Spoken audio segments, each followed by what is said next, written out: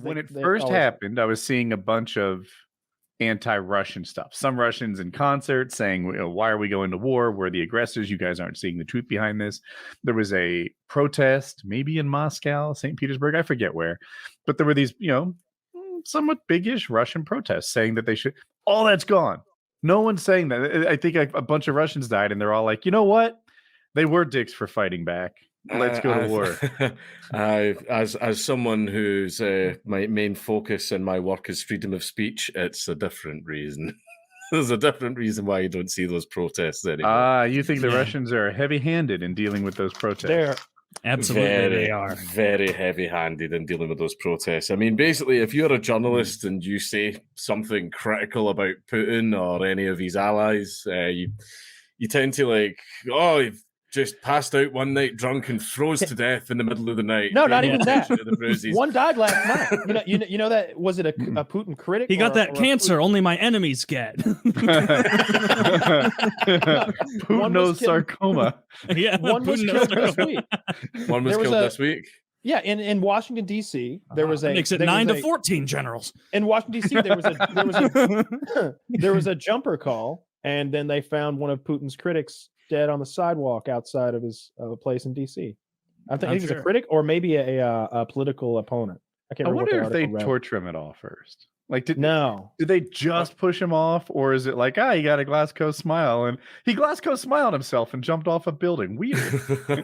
Shot himself on the way down. The KGB are very much still the NKVD. They are the KGB.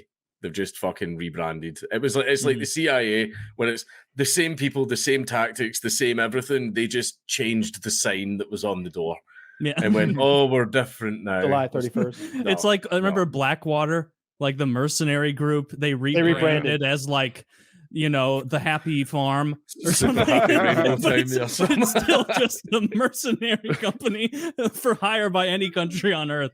It's like, hey, there's a bunch of rebels here, and they're like, yeah, I've heard the Congo's great this time of year. Like, that's what they do. Well, I mean, the legality of those private companies is kind of weird, but it's not black and white the way, I don't think. Well, right? They've changed a lot about the laws, but I know Simon Mann, one of the most famous PMCs was executive outcomes that he was in charge of, and they operated mainly in Africa. And I actually did a show in London just last month, and he was there.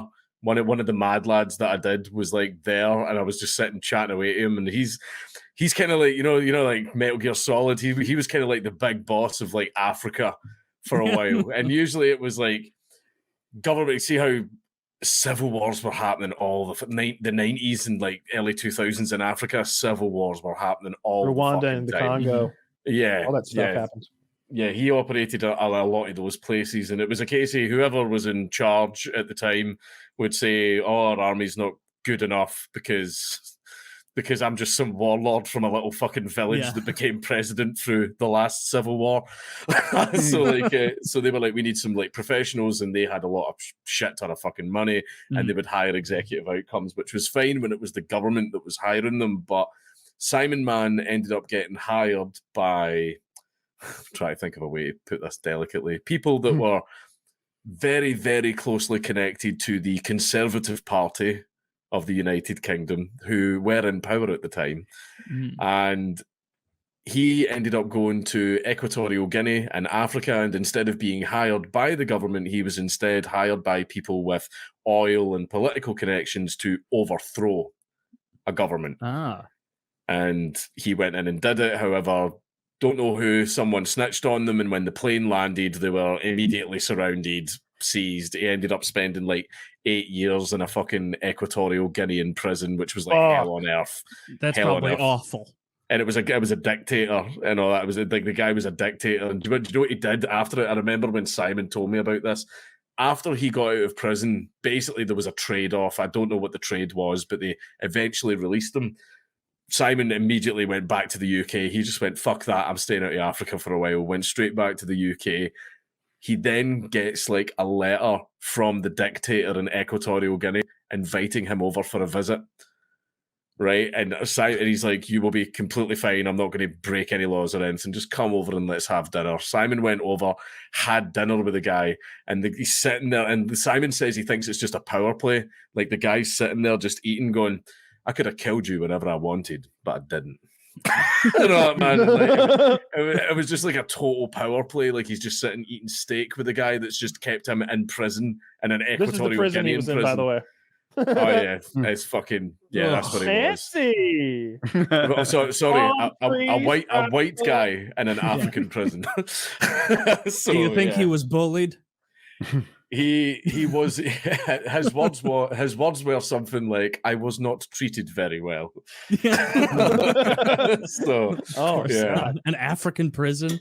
Yeah, he's still doing a couple of things over in Africa, because he was telling me I'm not going to repeat what he said. He basically says this, and this. Oh yeah, in the next 5 years, it's going to fucking kick off. We back, baby.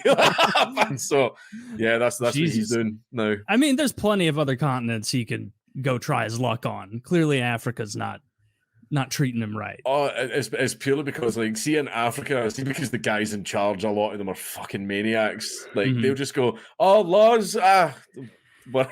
Don't you worry about that. Laws and shit." Yeah, nah, don't worry. I'm sure